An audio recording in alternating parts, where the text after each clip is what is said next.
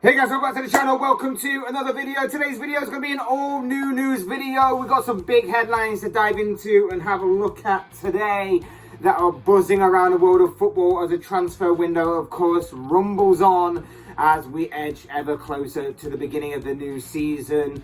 But before we get into all of that, all of the headlines that are buzzing around, I would like to remind you all to please like the video and also subscribe if you're new. Both ones always would be greatly appreciated. But for now, let's get into the headlines.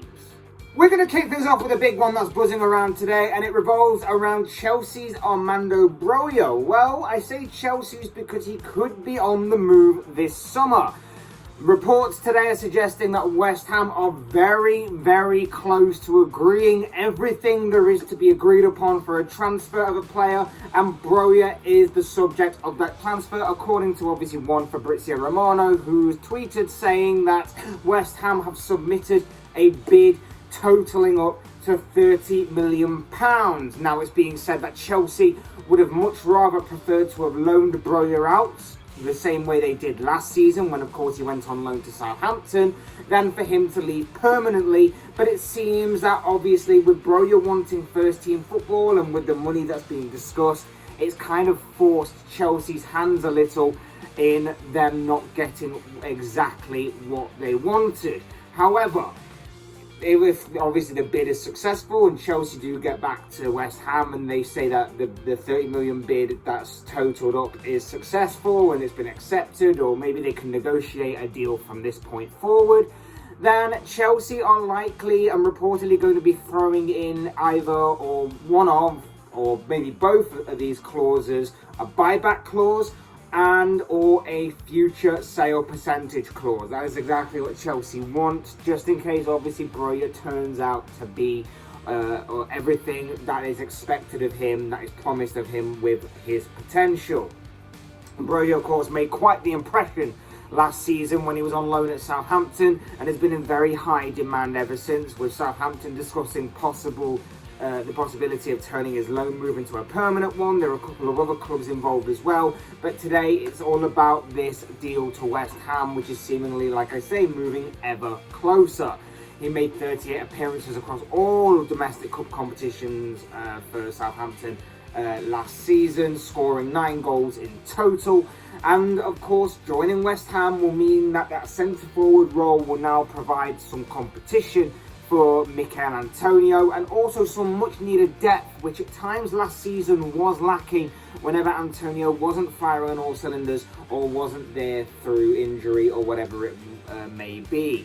So I think it's a good signing for West Ham. I think it's a decent signing for what they need. And obviously this is a guy that's got a lot of potential behind him, a lot of promise to his name. It's going to be very interesting to see the development of one Armando Broja as he seemingly is on the move from one London club to another. Switching gears now, we go to Matthijs de Ligt, who is on the move himself. Reports have been flying around about the Dutch centre-back all summer, and finally his future seems to be laid to rest because he is on the move to Bayern Munich. Yes, Bayern Munich and Juventus have agreed a fee for the Dutch centre-back. It's understood that it's a deal worth 80 million euros in total, with 70 million being paid up front and 10 million being paid on in add-ons. Like I say, De Ligt was subject to much speculation this summer, with the likes of Chelsea and Manchester United of the Premier League reportedly and rumoured to be interested in signing him. But it seems it is the German giants who have got their target. Of course, it was also said that Juventus wanted to try and keep him, but obviously money talks, and they are getting a pretty hefty fee for the centre-back, who is still 22 years of age. I think it's safe to say that although he's a very solid defender and a very good defender at that, and obviously he had such a massive kind of following brewing when he was at Ajax, obviously he was making a name for himself, youngest ever captain, made a name for himself at Ajax, especially on the Champions League stage and everything. I just don't think it's properly worked out for him at Juventus. Like, I think it's still been quite successful in most parts, in certain parts and certain aspects. but I think that it just hasn't worked out the way that we all kind of envisioned when he did leave Ajax, and there was a lot of speculation surrounding him, and there was a lot of rumours surrounding him of where he could go and the kind of places he could go and everything. So that's quite interesting to see how that's panned out. I think obviously playing for Bayern Munich, there's big expectation there.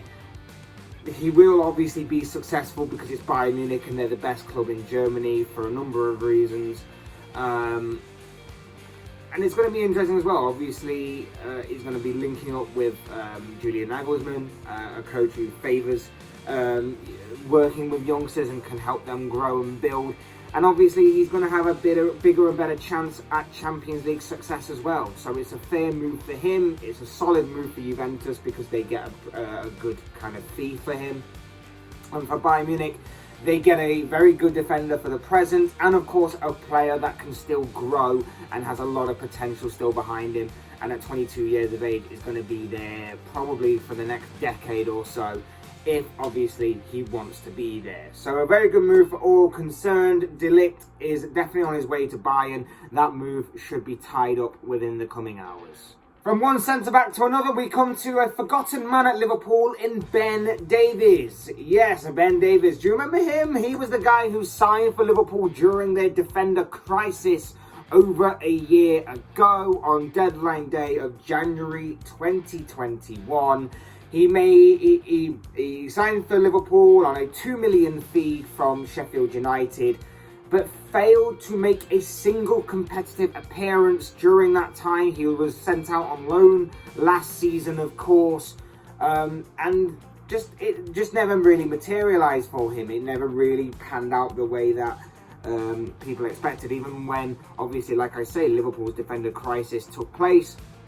Liverpool went on to sign Ozan Kabak at the same time on loan, and Kabak was the one to be playing the majority of the games. Davies remained on the bench. He didn't play, and it just hasn't really worked out for him at Liverpool. But in saying that, though, he has now found a new club. He's on his way. He's going to be playing in the Scottish Premier League for next season with Rangers, and at the same time Liverpool have made actually quite a nice profit on him, to be fair. They obviously signed for $2 million last year, and the Reds have managed to sell him for $4 million in total this time around, with $3 million being paid up front and $1 million being paid on in add-ons. Hopefully for Davies, he can kick on with his career now. He can get his career back up to speed at the Scottish club, and of course help Rangers in overthrowing Celtic in the process. Another centre-back story, this time in the form of Lissandro Martinez. Look, you're probably bored of hearing this story from elsewhere, but we're going to talk about it anyway because, well, there was actually significant progress this time around, because there has finally been a deal agreed between Ajax and Manchester United. Everything is now seemingly done and dusted and completed. We're just waiting for the official confirmation that Lissandro Martinez is finally a Manchester United player. It's been a saga that's drawn out throughout most of the summer so far, after this seemingly tug-of-war that United were involved in with Arsenal over signing the Argentine defender. Well, it's finally been laid to rest, and it seems that Martinez, barring any sort of major U-turn or anything major happening, Martinez will officially become a United player. Both clubs have finally agreed on a fee somewhere in the region of £57 million, and the 24-year-old is set to sign a 5-year deal at Old Trafford, with, of course, the United typical way of dealing with contract negotiations by throwing in a 1-year contract, 1-year extension clause in his contract as well. So we can finally lay this saga to rest. United have finally got the defender that they wanted. Interesting to see how he's going to fit in with obviously Ten Hag's system, and obviously fit in with the Premier League as well. Be interesting to see if he is finally worth his weight in the money that's been thrown around for him, and whether he was worth the kind of tug-of-war, shall we say, that both United and Arsenal were involved in. Either way, United have seemingly got their target. Lissandro Martinez soon to be unveiled as a Manchester United player. Next up, I know it's old news and I know everyone knows about it now, but we're going to talk about it anyway because I need some answers here. Barcelona in the past few days have signed 2 players, big players at that, for big fees. One is obviously Rafinha of Leeds United. We can finally lay that saga to rest. Barcelona managed to hijack the already hijacked deal, it seemed, that Chelsea hijacked from Arsenal, only for Barcelona to hijack it from Chelsea. And then a couple of days ago, they went on and signed someone else as well. A massive wave in this transfer window was made by Barcelona of all teams, given their current financial situation, in the form of Robert Lewandowski. Now, like I said, I know this is old news. I know that everybody knows about this, but Robert Lewandowski, a Bayern Munich legend, shall we say, won everything there is to win with Bayern Munich over the time of his stay there. Broke numerous goal-scoring records, holds the record for the most goals scored in a Bundesliga season by a single player. Absolutely incredible, obviously a worthy Ballon d'Or winner a year ago, or a year or so ago, that obviously never came to fruition because FIFA just decided to get rid of it for that year or whatever it was. I don't understand. I understand why Barcelona will be interested. A lot of teams, I imagine, would have been interested. But I just don't understand where this money is coming from. Now, I get that Barcelona have assets to sell and TV rights and stuff. And I know that the Frankie de Jong deal to Manchester United is reportedly extremely close to going through. My concern here is that the only thing holding up that de Jong deal is that allegedly Barcelona still owe him a lot of money. And they probably owe a lot of players and a lot of teams a lot of money as well. How can they go buying these players for 50-odd million a piece when they still owe money to people, and it's holding everything up? It's holding up this de Jong deal, for example, and I'm not too bothered about it because it's, you know, Manchester United and I don't care. But at the same time, how is it fair that they can keep buying these players whilst owing money to these people and not getting any sort of repercussion from it? It makes no sense. Like I said, I know they've got assets to sell. I know that they can make money through TV and a couple of players that they've got rid of this summer. But it just seems baffling to me that a team can continue to act like this. A team can continue to loan in money and continue to not pay the people that they owe money to, whilst getting their own gain by making these kinds of signings. I just don't get it. It baffles me.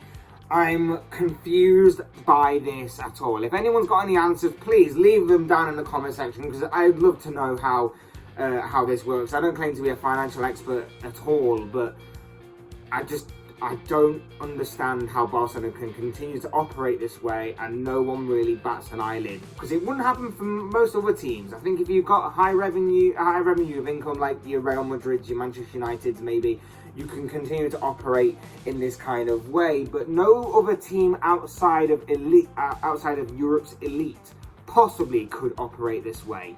But Barcelona seem to be doing exactly that. I don't get it, but it is what it is, seemingly. And finally, Paulo Dybala has found himself a new club. We've been following a little bit of Dybala throughout his time of obviously being a free agent. We knew that his time at Juventus was coming to an end. We knew that there was a bit of interest, but it was always going to be a gamble for the team that would obviously take him on as a free transfer due to his injury record being the main part of that. But it seems that he has found a new club. He expressed a desire seemingly to stay in Italy, to stay in Serie A, and despite a lot of teams outside of Serie A wanting to take him on, or at least interested in seeing what the situation was with him, he has seemingly found a new club in the form of Roma. He is currently, at the time of recording, seemingly undergoing medical tests before official announcement is made later on. And it will be interesting to see if he can get back to his best. It'll be interesting to see if he can put the majority of his injury problems behind him, and whether or not he can get back to being his very best, being the superstar kind of attacking midfielder or attacker, whatever you want to call it, whatever his position may be to you. And that we know he can be. Possesses excellent technical ability, quick, clever, creative. I think Roma have got quite a very good player on their hands here, if obviously he can stay off of the injury list, the injury record kind of thing that he's been on for a lot these past few years. We're also interested to see how he links up with Roma manager Jose Mourinho, of course, and whether or not Mourinho can help him rediscover his best form. But yes, it does seem that Roma have found a new player in the form of Paulo Dybala, and simultaneously, of course, Dybala has found a new club. But of course, as I always say, these are just the thoughts, comments, opinions, predictions, whatever you want to call it, of this guy. I want to know what you guys think on any of the news topics that I talked about within this video. Be interesting to see your thoughts, your comments, opinions, predictions, feelings, whatever you want to call it, down below in the comment section. Especially on that Barcelona stuff. I'll say it again. I'm just baffled by how a club can operate like this when it's clear that they owe money to their own players and to other teams as well. It just completely baffles me, that one. But anyway, like I say, I'd love to know your thoughts, comments, opinions, predictions, whatever you want to call it, down below in the comment section. I'm sure it'll make for interesting reading. Otherwise, hit the like button on the way out if you enjoyed the video. Subscribe if you're new or want to see more content like this. Both things are always and would be greatly appreciated. And as always, thank you all so much for watching and listening. I've been Fletch. This has been another Fletch Talks video, and I will see you all again soon in another video.